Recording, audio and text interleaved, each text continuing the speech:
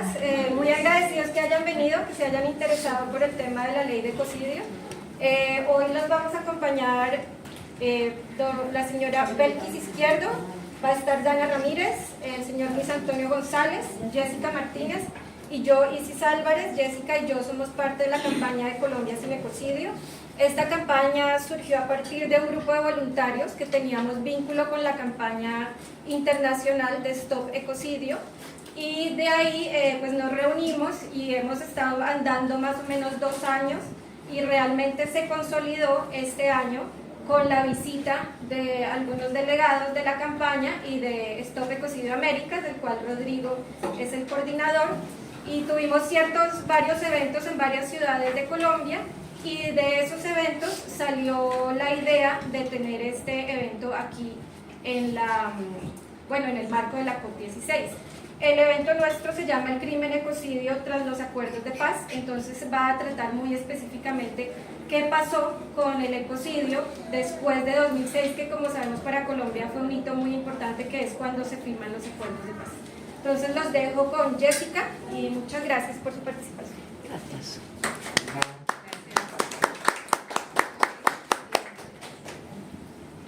Buenos días nuevamente para todas y todos. Recordarles que nuestro panel se llama El crimen de ecocidio tras los acuerdos de paz en Colombia. Voy a llamar a que nos acompañe aquí al lado a la doctora Belkis Izquierdo.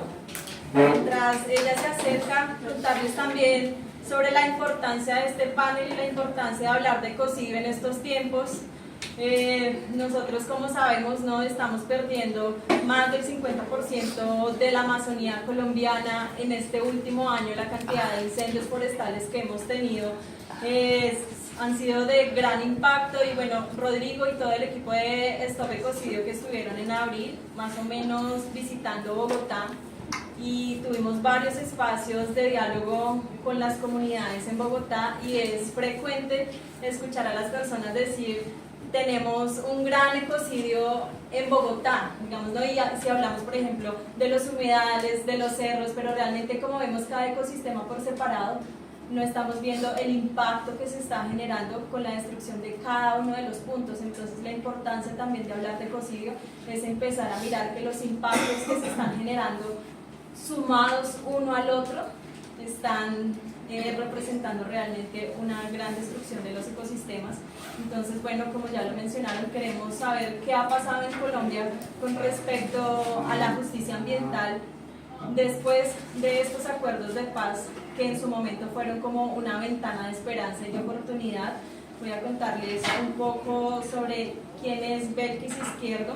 Ella es una mujer indígena Iku o Arhuaca, es abogada de la Universidad Nacional con una maestría en Administración Pública y énfasis en Gobernabilidad y Políticas Públicas. Tiene más de 12 años de experiencia en el sector público y fue la magistrada ponente del caso 002, que reconoció al Caatzazú, al Gran Territorio, como víctima del conflicto armado, un caso histórico en el mundo. Nunca habíamos tenido en un proceso de justicia transicional la declaratoria de un territorio ancestral como víctima del conflicto. Entonces, sin más preámbulo, le doy la palabra a Belkis. Dududano. Quiero extender un saludo de armonía para todas las personas presentes en este evento, a mis compañeros y compañeras de panel,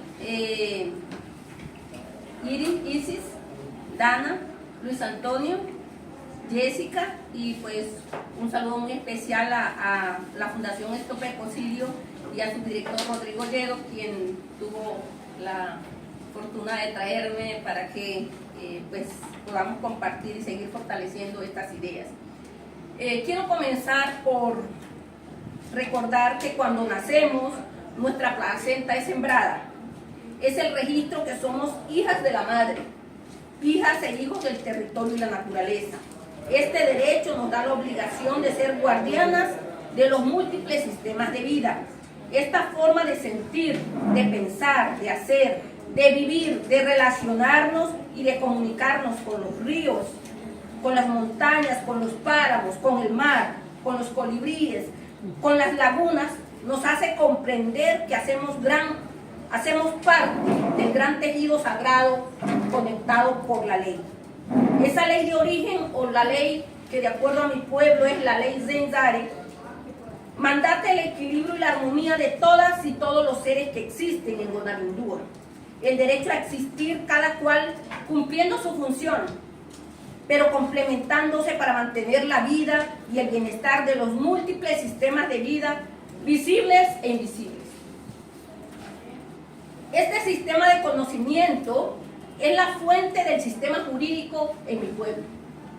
Y asimismo, en cada pueblo indígena, las leyes de origen, la ley natural, la palabra de vida, el derecho mayor o el derecho propio, están encaminados a tutelar toda la vida y en su integridad, no solo la especie humana. Estas cosmovisiones están reconocidas en el corpus juris del derecho internacional y nacional, de los derechos de los pueblos indígenas, la Constitución Política de Colombia, como ustedes saben, de 1991, en sus artículos especialmente 1, 7, 8, 10, 79, 246, 330, reconoce y protege la diversidad étnica, biológica, lingüística y cultural. En el ámbito internacional también lo hace el convenio 169 de la OIT, la Declaración de las Naciones Unidas sobre los Derechos de los Pueblos Indígenas y la Declaración Americana sobre los Derechos de los Pueblos Indígenas. En el contexto transicional colombiano, es importante recordar lo que planteó el Acuerdo Final de Paz firmado entre el Gobierno Nacional y la hoy extinta guerrilla de la FAREP. Incorporó un capítulo étnico que reconoció que los pueblos étnicos, indígenas, negros, afrocolombianos, raizales, palenqueros, han contribuido a la construcción de la paz, al progreso, al desarrollo económico y social del país, y que han sufrido condiciones históricas de injusticia, producto del colonialismo, la esclavización, la exclusión y el haber sido desposeído de sus tierras, territorios y recursos, que además han sido afectados gravemente por el conflicto armado interno y que se deben propiciar las máximas garantías para el ejercicio pleno de sus derechos humanos y colectivos en el marco de sus propias aspiraciones, intereses y cosmovisiones. Por ello, la justicia transicional, en el marco de la investigación de los macrocasos de la Sala de Reconocimiento de Verdad y de Responsabilidad de la JEP, especialmente en los de carácter territoriales, y aquí estoy hablando del caso 2, del caso 4 y del caso 05, han brindado las máximas garantías para garantizar la participación de los pueblos, desarrollar investigaciones integrales que materialicen los enfoques étnico-racial, el enfoque territorial y el esfuerzo por implementar el enfoque de mujer, familia y generación, así como remedios judiciales adecuados a los contextos y a las necesidades de las víctimas. En este sentido, es a partir de las demandas de verdad y justicia de las víctimas, a través de sus informes, nos fuimos a responder la siguiente pregunta: ¿cómo investigar judicialmente la destrucción y los daños al territorio y la naturaleza en el contexto transicional? Específicamente en el caso 02, donde yo soy relatora, era necesario hacer justicia en contexto. Era necesario tener en cuenta que en Tumaco, Ricaurte y Barbacoas, que hace parte de la costa pacífica nariñense, en donde estamos desarrollando esta investigación, este territorio se caracteriza por, primero, tener los nichos ecológicos más ricos y complejos, con la mayor diversidad de formas de vida animal y vegetal. 2, hacer parte de una región biogeográfica mayor, el Chocó biogeográfico, que se destaca por la enorme diversidad biológica. 3, el gran número de ríos y quebradas asociadas a la alta precipitación de la región.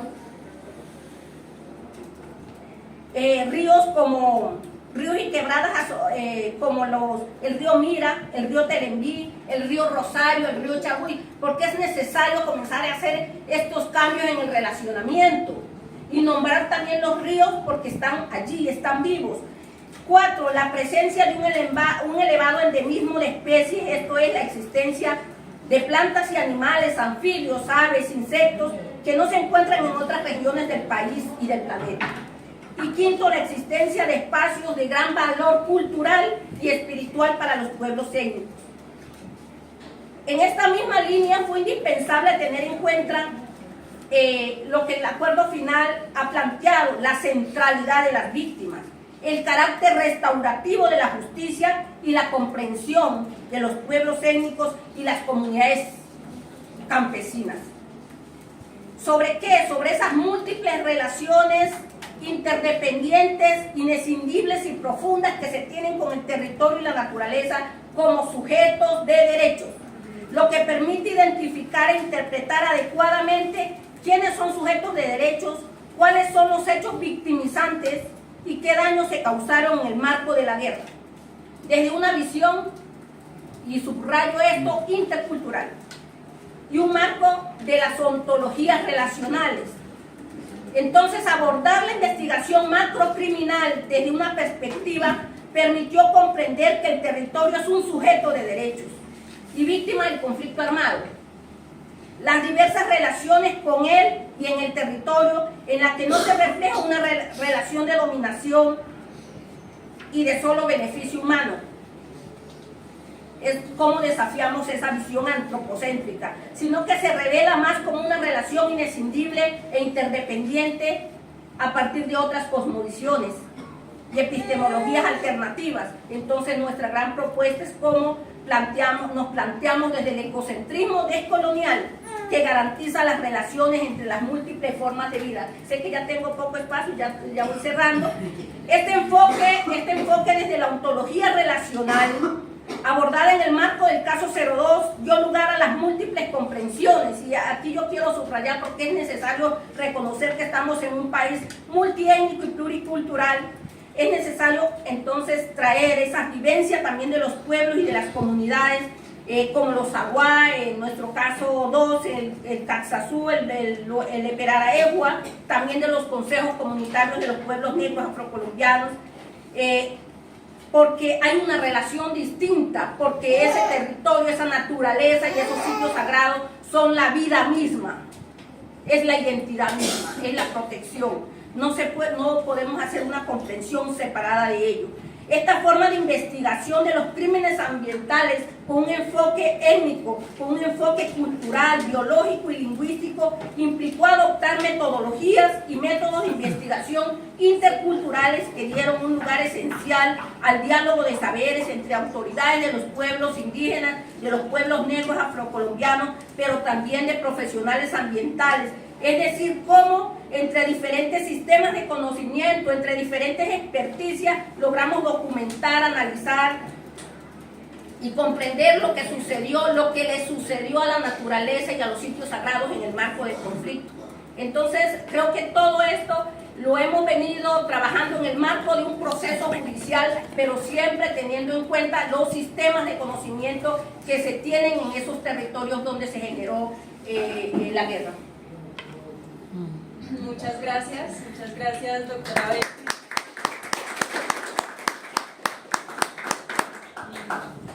Voy llamando al profesor Luis Antonio, conectándolo también con la importancia de dialogar entre diferentes sistemas del conocimiento. Sí, por favor, recojo de lo que nos ha compartido la doctora Betty Izquierdo, que en tiempos de crisis climática definitivamente es muy importante que podamos ver la crisis como una crisis sistémica, una crisis que, vista desde este lugar, lo que nos propone es volver al equilibrio. La crisis, de acuerdo a lo que nos acaba de contar también la doctora Betty Izquierdo, es un estado de desequilibrio. Entonces, la ley del ecocidio propone también volver al equilibrio, volver a esto que mencionó ella, que es reconocernos como hijos de la tierra, y esto es ser guardianes de la tierra, y es volver a retornar al equilibrio. Voy a introducir al profesor que nos acompaña hoy, Luis Antonio González Escobar. Él es licenciado en Biología y Química, especialista en Educación Ambiental y magíster en Educación Ambiental de la Universidad del Valle. Tiene un postdoctorado en Ciencias, actualmente es profesor universitario y aportó en la elaboración de la política de educación ambiental en el municipio de Yumbo y Jamundí. Muchas gracias. Bueno, primero quiero darles un saludo de bienestar a todos, muy necesario. Igualmente quiero agradecer a la directiva de la Universidad de ESI, quiero decirles que es la primera vez en mi vida que estoy en esta universidad y por eso estoy muy contento. Rodrigo, que me ha dado la confianza de poder estar con ustedes. Y recojo muy bellas palabras de ti. Muy bien, muchas gracias, muy amable. Ha sido maravilloso la lectura y su sentir de lo que es la vida. Yo no me puedo ir sin decirles algo, porque el maestro Horacio Benavides, que es el poeta más importante que tiene en este momento el Valle del Cauca, un caucano, pero él es muy reconocido a nivel nacional, y me mandó un poema, pues no podía venir. Me dijo, Antonio, le mandó 2 poemas, mire a ver si de pronto le pueden ayudar para presentar su propuesta. Yo soy muy malo para leer, casi nunca me gusta leer, y no quise presentar diapositivas porque esta es unas diapositivas que traía pues para presentarlas, pero con la primera presentación nomás, con eso me quedaban los 10 minutos, entonces dije, no, yo voy a concretar de una vez. Es con base en una conferencia, porque queríamos desempolvar el concepto de ecocidio de Galton en 1990, imagínate, allá nació el concepto, y yo siempre me preguntaba por qué no se desempolvaban, como dicen los muchachos, este concepto de ecocidio. Caramba, pero tanto tiempo.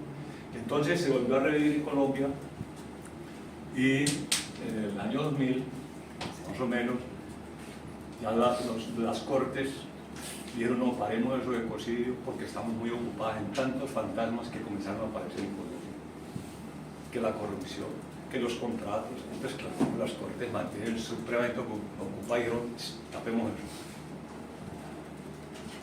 Y vuelve y lo desempolva hoy, perdón la expresión, pero es que aquí hay algunos de mis alumnos y ellos usan ese lenguaje que a uno le pega. Entonces, yo quiero felicitar a esta universidad, la primera universidad que se atreve otra vez a retocar el tema de los ecocidios. Y eso es muy delicado, le estoy diciendo, delicadísimo. Porque ¿qué implica eso? Imagínense la gente, ¿sí? Nosotros estamos viviendo un fenómeno parlamentario jurídico interesante, que lo vivimos, hoy somos el modelo del mundo. Una supraconstitución que no es alcanzable para nosotros. Por eso me parece maravilloso que tengamos personas que tengan claridad y no nos confundamos para poder actuar. Esta conferencia dice educación, los acuerdos, esto es del 2015, contexto, sustentabilidad, implica un acto humano. Entonces yo me puse a preguntarme ese día 2015, y yo, caramba, ¿qué se le ocurre a Angélica ponerme allí un acto humano? Humano. Si nosotros estamos en la expansión homínida, ¿yo cómo hago para que la gente me entienda? Y claro, afortunadamente, pues, tuvimos en ese momento una oportunidad de poder congregar a todos los estudiantes de las distintas carreras profesionales, de las distintas facultades de las universidades, desde Bogotá hasta Cali aquí. Yo recuerdo en el año 1991, y comenzamos a pensar cómo entender eso, de meterle símbolos humanos a una constitución. ¿Será eso lo que necesita el mundo? Pues acaba de decirlo nuestra brillante magistrada, eso es lo que necesita el mundo, pero ¿cómo? Todo el mundo habla de eso. Yo me puse a leer, pero antes de seguir, no puedo dejar pasar, porque esto lo expresa también el maestro Horacio Benavides, y dice, perdón que yo no soy poeta, yo me zambullía en el agua clarísima y veía abajo entre las piedras de la moneda brillando. La tomaba y volvía con el frescor del agua chorreando por el cuerpo. Después el río empezó a ponerse turbio Y cuando me tiraba veía la moneda junto a un brazo, junto a una pierna, y a veces la moneda era un diente de plomo en el fondo del agua. Y ya no me daban ganas de tirarme, y debía callar si quería conservar el pellejo. Y después el río empezó a ponerse oscuro. Era un tren cargado de despojos. Era el espejo negro de la muerte.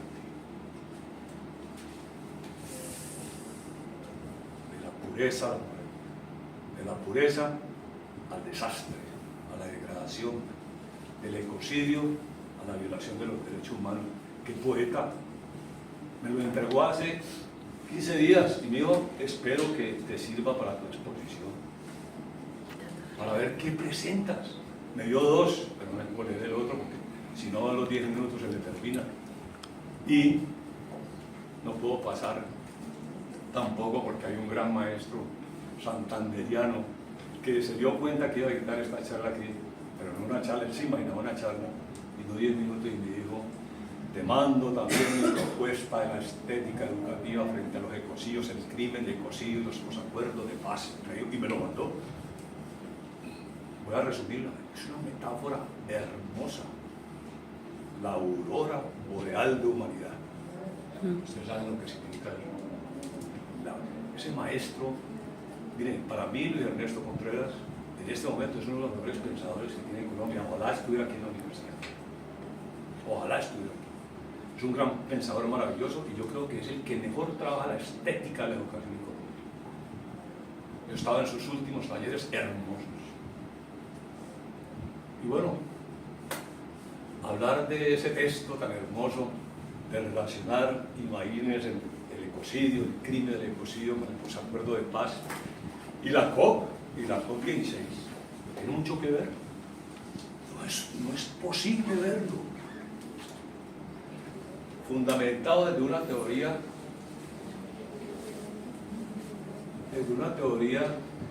formal, de una sola óptica obtusa, los economicistas pensando que se resuelve desde allí, los politólogos pensando que se resuelve allí, y los ecólogos que transforman la ecología no sé si es correcto decir, economicistas, politicistas, ecologicistas, y todo cientificistas, y todo se vuelve de una óptica obtusa. Y digo, pero ¿cómo es posible? Gracias a los estudiantes. Aquí hay un estudiante de esa maestría que vino hoy. Gracias a esos estudiantes pudimos descubrir algo interesante, 2 herramientas fundamentales. Por el tiempo las voy a dejar ahí y si hay oportunidad ahora las explico. La primera herramienta, gracias a esos estudiantes,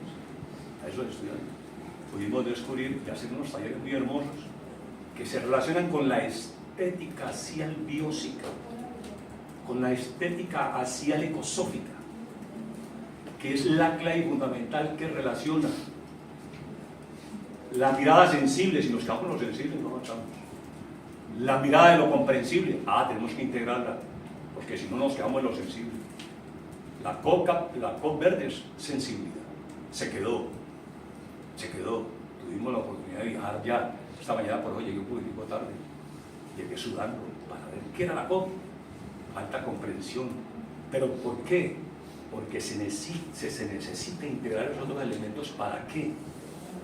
Para armar la relación o integrar la relación bioterritorial que tú expresas hoy muy bello, donde el derecho natural, el derecho propio, se vuelve educación.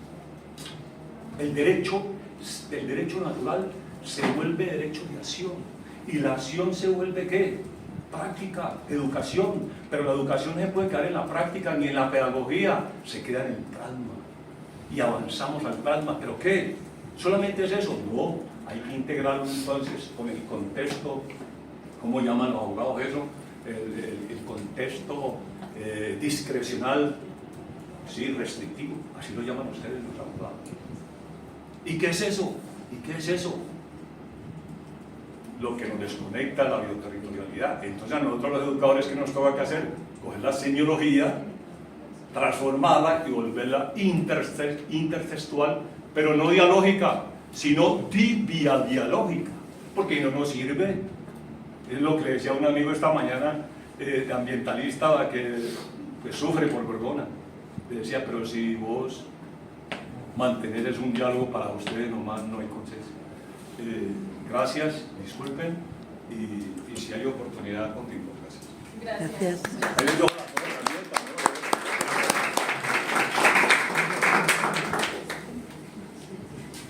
Bueno, de lo que menciona el profesor, quiero destacar unos cortos elementos, que es la importancia de educarnos a partir del sentir, y agradezco mucho que haya traído estas palabras, este poema, porque definitivamente cuando desde el derecho analizamos los conflictos socioambientales desde el sentir, es diferente la comprensión, como usted mencionaba, es diferente la comprensión que se tiene. Entonces, si bien usted dijo, si nos quedamos en lo sensible, nos podemos quedar ahí. Yo pienso que desde la educación es uno de los elementos muy importantes a trabajar. Con esto quiero darle la palabra a nuestra compañera Dana Ramírez. Ella es abogada de la Universidad del Rosario, tiene un posgrado en Derecho Constitucional de la Universidad Javeriana y es la coordinadora técnica de la Oficina Internacional de Justicia Transicional en Colombia. Fue asesora de la Secretaría Técnica de la Comisión de Seguimiento, Impulso y Verificación de la Implementación del Acuerdo de Paz. Muchas gracias. Bueno, mucho gusto, ya me presentaban, Dana Ramírez. Les cuento muy rápidamente qué es el Centro Internacional para la Justicia Transicional. Es una organización internacional que trabaja acompañando distintos países y procesos que atraviesan transiciones, ya sea tanto de conflictos armados o por dictaduras, digamos transiciones a regímenes a situaciones de democracia, de regímenes a democracias. Y pues en el caso de Colombia es una oficina que viene acompañando los procesos de transición particularmente desde 2005 con el acuerdo que se hizo con las Autodefensas Unidas, en ese momento pues con grupos paramilitares, y desde eso y hasta ahora pues también tiene un diálogo técnico con distintas instituciones, sociedad civil, digamos los distintos actores también responsables y que hacen parte de las transiciones, y pues estuvo muy de cerca en el diseño del Acuerdo de Paz de 2016 y ahora trabajando pues muy de la mano con la Jurisdicción Especial para la Paz. Cuando nos planteaban el panel del crimen de ecocidio entre los acuerdos de paz en Colombia de 2016, lo que pensamos fue plantear algunos elementos que desde una mirada en clave, digamos, de justicia transicional, y acá acudiendo a lo que mencionaban los dos panelistas anteriores, la posibilidad de tener elementos desde la justicia transicional, pero entendiendo y teniendo la claridad que es una parte de toda la tarea y de todos los diseños y digamos de todos los pasos institucionales, sociales que se requerirían pues para tener digamos una rendición de cuentas efectiva, pero también una utilidad práctica en términos de prevención con el crimen de ecocidio y pues la apuesta que hace Stop Ecocidio y pues todos sus equipos a propósito de digamos esta calificación que se plantea desde lo jurídico, pero pues que tiene un impacto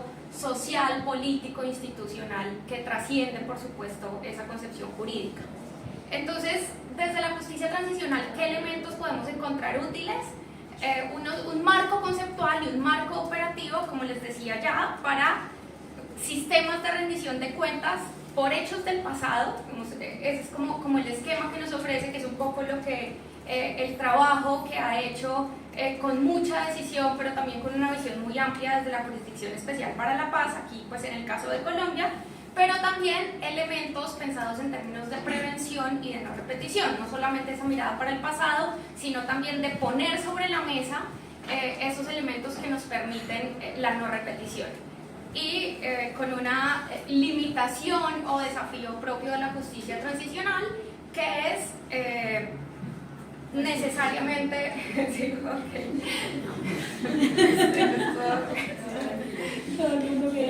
un desafío propio de la justicia transicional, pero en realidad yo diría que de la condición humana, y es la necesidad de tiempos demasiado largos y de cambios generacionales para poder ver pues, que esto tenga un impacto en el ser y en el quehacer.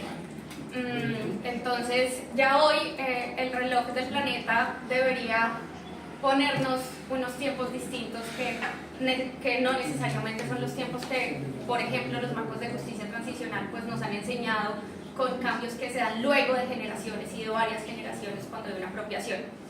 En el caso de Colombia quiero enfocarme como en 3 ángulos de visión que pueden ser útiles para pensar la justicia transicional como marco de rendición de cuentas, de prevención y de no repetición en el caso del ecocidio, y es uno, lo relacionado con dinámicas y repertorios de violencia de los actores armados en desarrollo del conflicto armado. ¿Qué estoy diciendo aquí? Propiamente las acciones de los armados y de los grupos que tienen un impacto grave en el medio ambiente. Un segundo gran ámbito que es la tradición sociopolítica y jurídica de las condiciones de tenencia y uso de la tierra. Les hablaba hace un momento de la justicia transicional como un diseño conceptual y operativo, un marco más bien conceptual y operativo que nos permite mecanismos de rendición de cuentas, identificación de necesidades de reformas institucionales, atención a factores de persistencia y reparaciones. En esa atención a factores de persistencia y a reformas institucionales, en el caso de Colombia creo que no puede estar más sobrediagnosticado y tener más claro que la tradición, como les decía, jurídica y política sobre el uso y la tenencia de la tierra ha sido una causa de conflicto, de persistencia del conflicto, pero además con un elemento absolutamente ligado a los graves daños al medio ambiente, que no necesariamente es ese primer universo que les refiero, que es la acción directa del grupo armado, del actor armado en el territorio. Y adicionalmente, pues también la justicia transicional nos permite pensar marcos normativos para la investigación, juzgamiento y sanción de esos graves daños al medio ambiente. La Jurisdicción Especial para la Paz y ya la magistrada mostraba cómo desde el trabajo pues aquí en Colombia de la JEP han avanzado en ese sentido. Vamos haciendo un foco en esto que les refiero como dinámicas y repertorios de violencia de los actores armados en desarrollo del conflicto armado. Podemos ver al menos también 3 ámbitos adicionales. Esto es una selección y caracterización absolutamente arbitraria de la exposición, pero pues creo que nos permite un poco recogiendo el trabajo de la JEP, el trabajo de la Jurisdicción Especial para la Paz, el trabajo de la Jurisdicción Ordinaria en Colombia, digamos como todos esos distintos, pero también lo que ha puesto de presente sociedad civil, instituciones, la discusión política. Entonces, en esas dinámicas y repertorios de violencia, un universo son las acciones armadas que tienen un impacto directo en el medio ambiente natural. ¿De qué estoy hablando acá? Por ejemplo, el que está más documentado, les mencionaba yo hace un rato, el proceso con las autodefensas o paramilitares en su momento desde 2005, que todavía sigue vigente, además, pero que también hace parte de las acciones y dinámicas de conflicto actuales, de los repertorios actuales de los grupos. Y un ejemplo concreto son las afectaciones a infraestructura de petróleo, que genera un impacto directo y está también pues súper identificado desde sentencias, investigaciones, desde los distintos ámbitos, cómo tiene un impacto grave y directo en el medio ambiente, y es la decisión del grupo armado, del actor armado territorialmente, de tener esta afectación en concreto como parte de su repertorio de violencia. Pero también algo que cada vez es más visible, sobre todo ahora a propósito de la agenda de paz total del gobierno actual, en estos diálogos que tiene con muchos más actores, y es las economías ilegales o ilegalizadas, en donde el grupo armado actúa como regulador de esas economías, y pues en las acciones relacionadas con estas economías en los territorios también hay una afectación directa y en muchos casos pues grave al medio ambiente. Ejemplos: deforestación, minería, producción de pasta a base de coca, todas con un impacto absolutamente directo y verificable en el medio ambiente. El caso de la deforestación, desde distintas aristas: deforestación para cultivos extensivos, o deforestación para, a propósito, bueno, relacionado con esto, con la frontera agrícola, pero también deforestación para cultivos de uso ilícito, que pues esa también es otra discusión igual de grande, y es como la regulación o no regulación o la sanción de esto pues está generando unas dinámicas donde el actor armado es quien regula además esas economías, pero también, como les decía, pues es quien se apropia de las mayores rentas, o quien direcciona, por no decir se apropia, a quienes se apropian de las mayores rentas. Entonces estos son desafíos ligados también a la gobernanza criminal, y es un actor armado, esto lo veíamos antes del acuerdo 2016, pero también hoy, y es un actor armado que regula también las actividades de preservación, cuidado y manejo de los recursos naturales. Entonces no solamente en esta dimensión, digamos, negativa, o doblemente negativa, de la acción del actor armado en relación con estas economías y con esa acción impacto directo en el medio ambiente, sino también en muchos casos que además se vuelve una carta de negociación ahora y en su momento a propósito de las mesas de paz, y es el actor armado como regulador. Con esto creo que queda como el marco de lo que puede ser el ámbito del que se ocuparía un diseño de mecanismos de justicia transicional. De nuevo, ¿cuál es el valor que tendríamos hoy en Colombia incorporando el ecocidio? Que tenemos un diseño institucional sólido, una reflexión de país que cada vez, digamos, avanza más, poniendo más sobre la mesa en palabras claras los desafíos de los que tiene que atender. Entonces, tanto mecanismos de rendición de cuentas como atención a los factores de persistencia y de reformas institucionales, pues tienen hoy, digamos, un ámbito de trabajo y tienen hoy unos elementos con que profundizar y con que desarrollarse. Muchas gracias.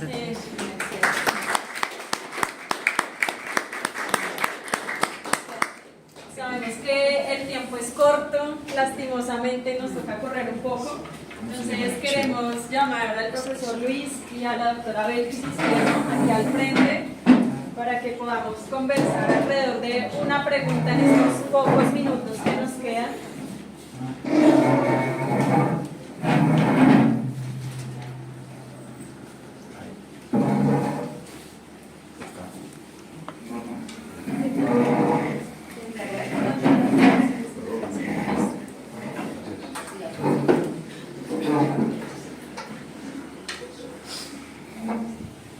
Muchas gracias, nuevamente agradecerles por su participación y compañía en este espacio. Pues tenemos corto tiempo, entonces vamos a hacer una sola pregunta. La pregunta es desde su perspectiva personal y profesional. ¿Cuáles consideran que son los desafíos sustanciales para Colombia en el marco del conflicto armado y en la búsqueda de la paz con la naturaleza y el reconocimiento del ecocidio en Colombia? Empezamos por... Bueno, yo me quedé tan frenada, así que realmente, ¿cuál es el centro? El centro es que es necesario que esa visión que superemos la visión ecocéntrica y antropocéntrica, y que en este proceso de comprensión de cómo vamos a garantizar la vida de los múltiples sistemas de vida, no solamente aquí, yo creo que hay que comprender de manera interrelacionada, es traer los diversos sistemas de justicia de los pueblos étnicos. No es gratis que en más del 31%, donde mayor conservación de biodiversidad hacen presencia los pueblos étnicos, es porque precisamente hay un sistema de conocimiento y un sistema jurídico que está en el marco de la constitución política, y recientemente acabaron de expedir el decreto 1275 del 2024, donde efectivamente se reconoce esa autoridad ambiental también en las autoridades indígenas. Entonces, ¿por qué no podemos aperturar nuestra mente para lograr incorporar otras formas y desarrollar el pluralismo jurídico? Entonces yo quiero hacer 4 reflexiones muy concretas. Lo primero, que los sistemas jurídicos, los pueblos étnicos, indígenas, negros, afrocolombianos, son una fuente de derecho legítima que reprocha y sanciona la destrucción del territorio y la naturaleza. Por ello puede ser una fuente de derecho especializada en determinados contextos de investigación, así como un marco de referencia general para el desarrollo de nuevas teorías del derecho internacional. Yo creo que esto no es un tema de que estamos en guerra o en paz, porque nosotros nunca hemos estado en paz, y tenemos que comenzar a sanar el territorio. Segundo, el crimen de ecocidio, tanto en el sistema jurídico colombiano como en el internacional, debe superar ese enfoque antropocéntrico basado en un análisis costos y beneficios que se desprenden de esta conducta determinada. Es importante avanzar en el desarrollo del bien jurídico tutelado, concibiendo el territorio y la naturaleza como un sujeto de derecho. Nosotros somos uno más, por eso hablamos acá de los múltiples sistemas de vida, y dentro de ese múltiple sistema de vida ahí está el humano, no el humano como el máximo que se le debe proteger, tal como lo reconocen tanto los pueblos indígenas en Colombia como algunas constituciones en América Latina, y también pues hay unos grandes avances en la jurisprudencia de Colombia.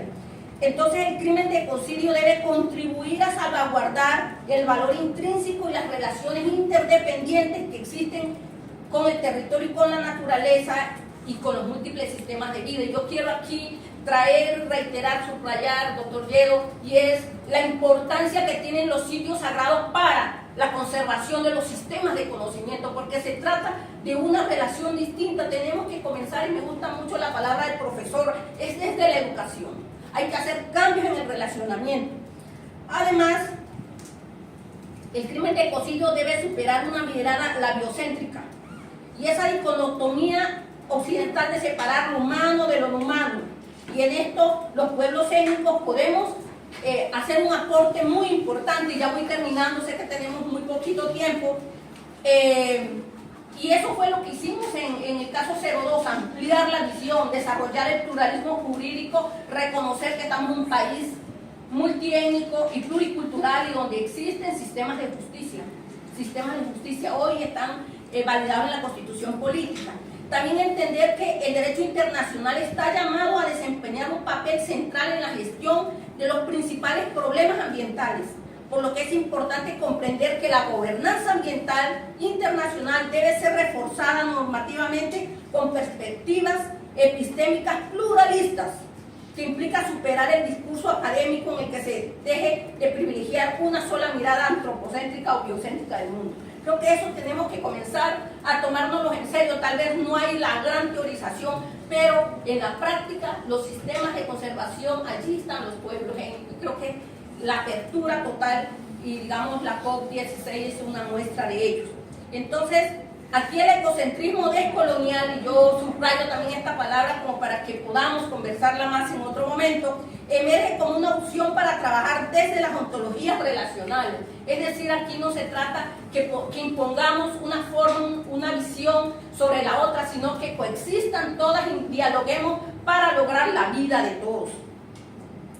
Tenemos hoy entonces la gran oportunidad que el derecho sea una herramienta transformadora de realidades, aportando a la justicia social y a la ambiental en los territorios, y no al contrario, que el derecho sea el que limite la comprensión del conflicto, que nos limite la gravedad de los daños. Esto lo hicimos en el marco del caso 02, pero convencido de que no estamos cometiendo un disparate, no estamos cometiendo prevaricato, sino que ahí están las fuentes de derecho. Y ya para concluir, reconocer el territorio y la naturaleza como sujeto de derecho es esencial para avanzar hacia la justicia y la construcción de paz con la naturaleza, respetando sus derechos y sus interrelaciones sagradas, que se entretejen con los pueblos étnicos, en este caso las comunidades campesinas y muchas de las poblaciones rurales.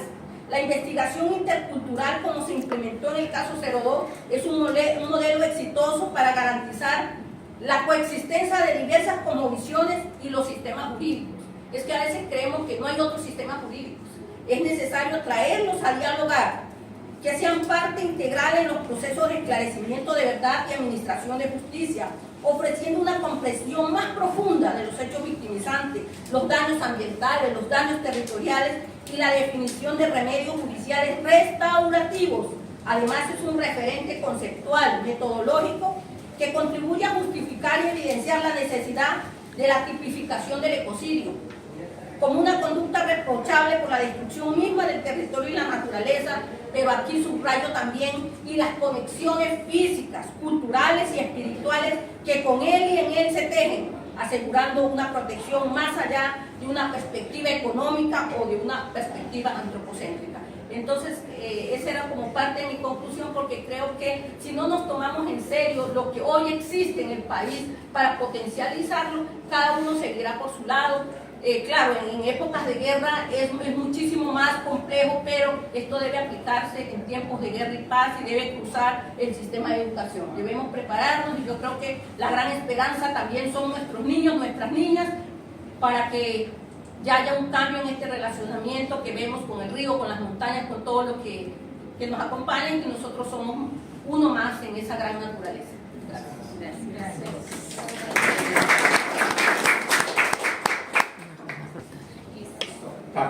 Sí. Sí. Nos quedan solamente 2 cortas intervenciones. Un minuto cada uno, por favor. Un minuto, por lo menos para... Para redondear. Pues primero me hizo una pregunta que no la puedo responder muy compleja, es más que es una investigación, digamos así, de lo que a nosotros nos interesa pues, saber, ¿no? Pero voy a ser muy corto también. Yo estaba aquí como en la escuela, mirando ahí y me dio toda la respuesta.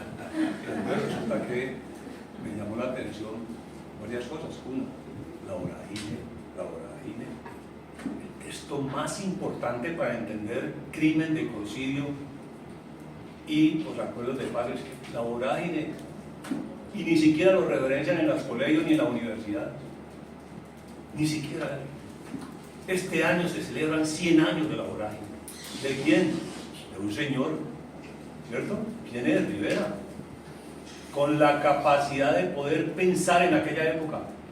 Miren, es increíble que no nos leamos la vorágine. Yo estoy seguro que aquí algunos no lo han leído, pero tienen que leerlo. La vorágine.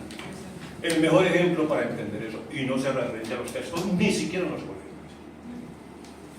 ¿Por qué? Porque hay un problema. Marca todo el problema social y lo que estamos viviendo. Uno. Segundo, el conocimiento en despliegue humano significa el aprendizaje vital. ¿Para qué? Para que el estudiante pueda construir un estado crítico del estado del arte y vaya más allá de las bibliografías, y vaya más allá de los códigos, y vaya más allá de las leyes, porque necesitamos otro tipo de forma de actuar, de organizarnos, conocimiento de emergentes. ¿Cómo se consigue? Gracias a los estudiantes, que les digo yo, porque el motor que mueve la universidad se llama los estudiantes. Desafortunadamente, muchos de nuestros directores, rectores han convertido las universidades en marcos globales de negocio y se acabó el pensamiento.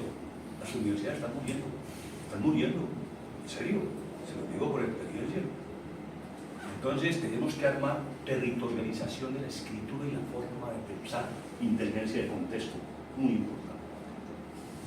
Y para terminar, decirles, pues, los símbolos humanos son los que nos permiten, por ejercicio, por experiencia con estos estudiantes, nos permiten hacer el giro hacia lo humano.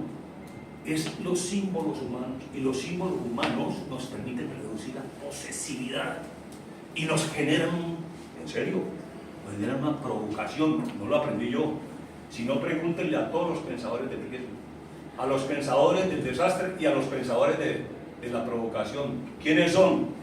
En Colombia, Stanislao Zuleta, por ejemplo, o Bauman, o Hugo Selleman, o Zizek, que es el niño terrible ahora de Europa, porque habla mucho de la humanización. Acabar con la expansión homínida y crear la expansión humana.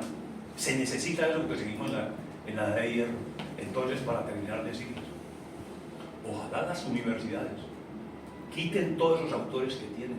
Yo trabajo en la Universidad del Valle y trabajé muchos años en la Universidad de Santiago de Cali y trabajo en la Universidad del Cesar. Y les digo, con toda sinceridad, tenemos que bajar todas las lecturas que tenemos, porque es la educación que llega al fracaso. Ya lo demostró Europa.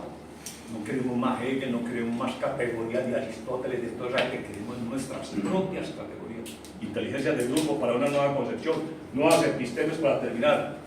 Entre el ontos, la responsabilidad del ontos ideológico, ojo con eso que voy a decir que es delicadísimo, y la responsabilidad del drama civil en Colombia, que se mueve así Colombia, no podemos caer todavía de manera ingenua en creer que la solución en Colombia lo tenemos desde el punto de vista ideológico. No nos dejemos de echar cuentos.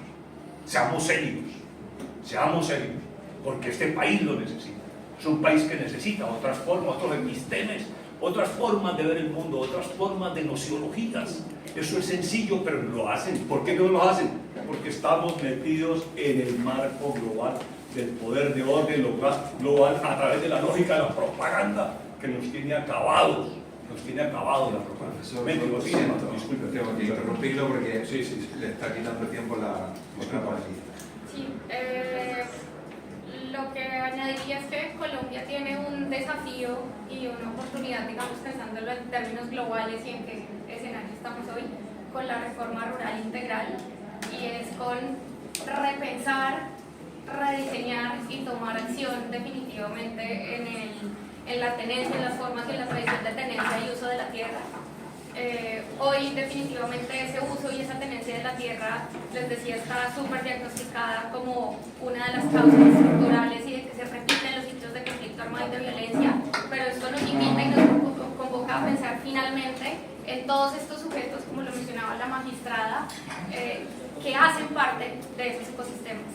Y son los sujetos colectivos, el medio ambiente, también pues el rol del humano, pero también cómo estas dinámicas de violencia y dinámicas de conflicto están absolutamente ligadas a esa tradición de producción y que pues ha sido cooptada también por una gobernanza territorial de los actores armados y que necesita también repensar los sistemas jurídicos y repensar los sistemas de sanción, de investigación, de qué se persigue, de quién persigue y pues de realmente cómo están funcionando y cómo funcionan estas rentas lícitas o ilícitas, que también está absolutamente ligado con la regulación. Entonces pues creo que es definitivamente por ahí, por el uso, por la tenencia y por pensarnos nuestra relación con la tierra, con todos sus componentes, que nos permite pues tener acciones más transformadoras a propósito pues del ecocidio, como lo propone Stop Ecocidio. Bueno, muchísimas gracias a todos, a todas, gracias a ustedes también por su atención, por su tiempo, y a las panelistas, a Jessica, por